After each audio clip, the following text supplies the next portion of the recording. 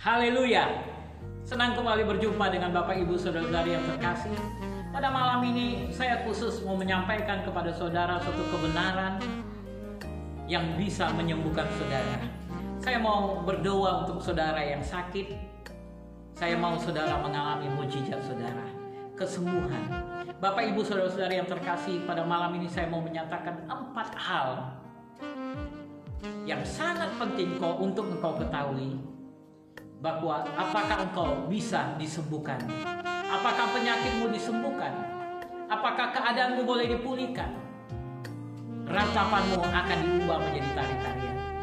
Dengarkan baik-baik Bapak Ibu Saudara-saudari yang terkasih. Ada 4 kebenaran sangat penting untuk kau ketahui kalau engkau ingin mujizat kesembuhan. Kebenaran yang pertama, engkau perlu ketahui bahwa itu merupakan sifatnya Tuhan. Sesuai dengan namanya, Dia adalah Jehovah Rafa. Dia adalah Tuhan yang menyembuhkan. Bagi orang Yahudi, bagi orang Ibrani, ketika membuat nama anaknya, nama itu sangat penting. Mungkin bagi kita di Indonesia kita berkata, apalah sih Pak arti sebuah nama. Tapi bagi orang Ibrani, nama itu sangat penting. Karena nama itu akan menentukan sifat-sifatnya. Nama itu akan melahirkan suatu kehidupan yang dahsyat dalam kehidupan orang yang diberi nama itu. Itu sebabnya ketika Tuhan mau menyatakan diri kepada mereka, Tuhan menyatakan diri dengan nama. Karena banyak orang bingung, Tuhan punya nama. Mereka bingung. Kenapa bingung? Karena disesuaikan dengan situasi, yaitu di mana dia mau memperkenalkan diri kepada orang Ibrani yang bagi mereka nama itu sangat penting.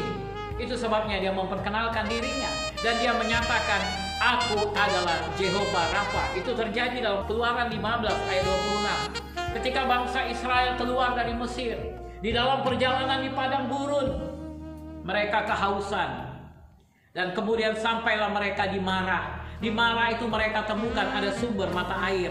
Tapi apa yang terjadi? Airnya pahit. Di sini kita melihat bagaimana mereka melewati situasi kekeringan selama beberapa hari lamanya. Dan ketika seseorang tidak minum selama 3 hari, dia akan mengalami dehidrasi. Karena tubuh kita sangat membutuhkan air. 70% zat di dalam tubuh kita adalah air. Tubuh kita sangat membutuhkan air. Jadi bayangkan apa yang terjadi kepada bangsa itu ketika mereka sedang kekurangan air. Mereka menjadi lemah, mereka menjadi sakit, banyak yang menderita demam. Dan kemudian sampailah mereka di Marah. Ternyata sampai di Marah airnya pahit. Mereka tidak bisa minum, sehingga mungkin saja ada yang mati, saudaraku. Dan kemudian Musa berseru kepada Tuhan. Tuhan katakan, ambil kayu dari pohon itu. Dan kemudian Musa campakkan itu ke dalam air tersebut. Saudara, mujizat yang Tuhan kerjakan, air yang pahit menjadi manis. Dan disitulah Tuhan katakan, silakan suruh mereka minum. Ketahuilah, akulah Jehovah Rafa. Aku adalah Allah yang menyembuhkan. Dan Tuhan menyembuhkan sakit mereka.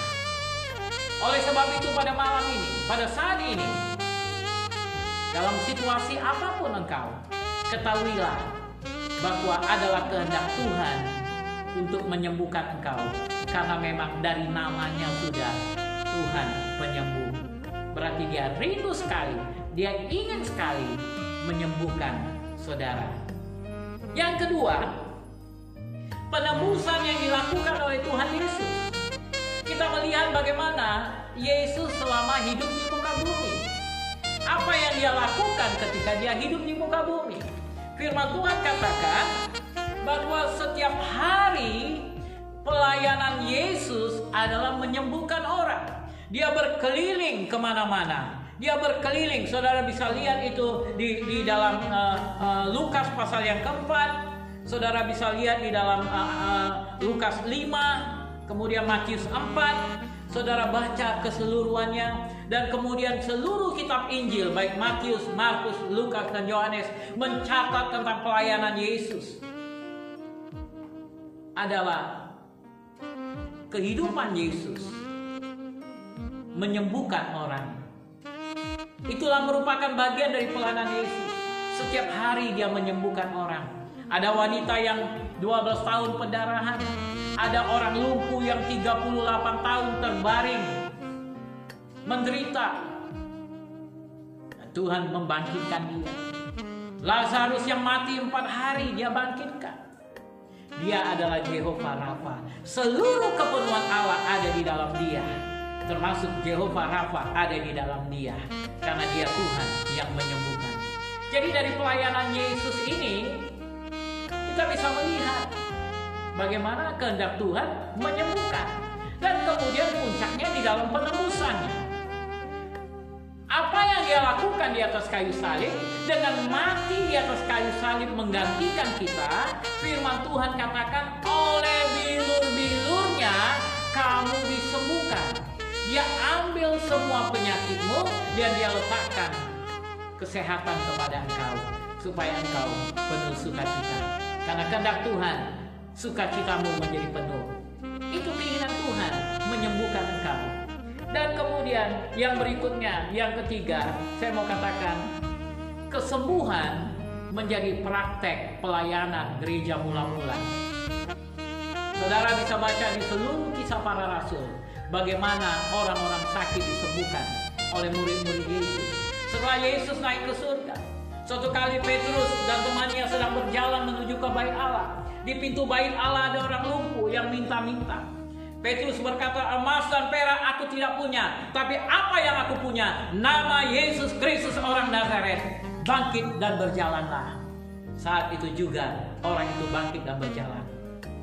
Dan kemudian begitu banyak mujizat-mujizat lain, sampai orang menaruh yaitu sapu tangannya, sesuatu benda untuk bisa didoakan oleh para rasul-rasul, dan mereka letakkan kepada orang sakit dan orang sakit disembuhkan. Bahkan orang-orang sakit dibaringkan di pinggir-pinggir jalan, sehingga bayang-bayang rasul-rasul itu ketika mengenai orang-orang sakit disembuhkan. Ini menjadi ciri khas pelayanan gereja mula-mula. Kalau itu merupakan ciri pelayanan gereja mula-mula, maka itu juga harus menjadi ciri khas pelayanan gereja saat ini, menyembuhkan. Menyembuhkan orang sakit menjadi hal yang biasa dalam kehidupan orang Kristen. Itu menjadi gaya hidup orang percaya. Karena firman Tuhan katakan tanda-tanda ini menyertai orang percaya. Ketika mereka letakkan tangan atas orang sakit pasti sembuh. Oleh sebab itu pada saat ini, ketika engkau bertanya, apakah aku bisa sembuh? Apakah kehendak Tuhan aku disembuhkan? Jawabannya adalah iya. Tuhan menginginkan engkau disembuhkan. Tuhan menginginkan engkau bersukacita. Tuhan menginginkan ratapanmu diubah menjadi tari-tarian. Tuhan ingin namanya dipermuliakan, dan dia pakai engkau untuk mempermuliakan namanya. Oleh sebab itu, mari kita satukan hati dimanapun kau berada pada saat ini. Angkat tanganmu, saya akan berdoa bagi saudara. Di dalam nama Yesus, Bapa, walaupun kami secara jarak cukup jauh, mereka ada di tempat mereka masing-masing dan hamba-Mu di tempat ini, tetapi kami tahu kuasa-Mu tidak terbatas oleh jarak, waktu, dan tempat.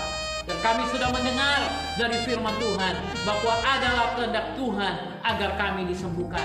Oleh sebab itu aku berdoa, tambahkan iman kepada anak-anak-Mu di sana. Dan kami sepakat bersama-sama meminta kesembuhan atas kehidupan anak-anak-Mu. Biarlah mereka terima mujizat. Dalam nama Tuhan Yesus, aku hening kau penyakit, keluar tinggalkan tubuh mereka. Dan aku nyatakan engkau menjadi sembuh di dalam nama Tuhan Yesus. Terimalah mujizat Tuhan saat ini. Penuhlah sukacitamu karena Tuhan sudah menyembuhkan kau. Dalam nama Tuhan Yesus. Amin. Saya percaya mujizat Tuhan akan terjadi dalam kehidupan saudara. Bahkan sudah terjadi. Bersukacitalah karena Tuhan baik bagi kau. Haleluya.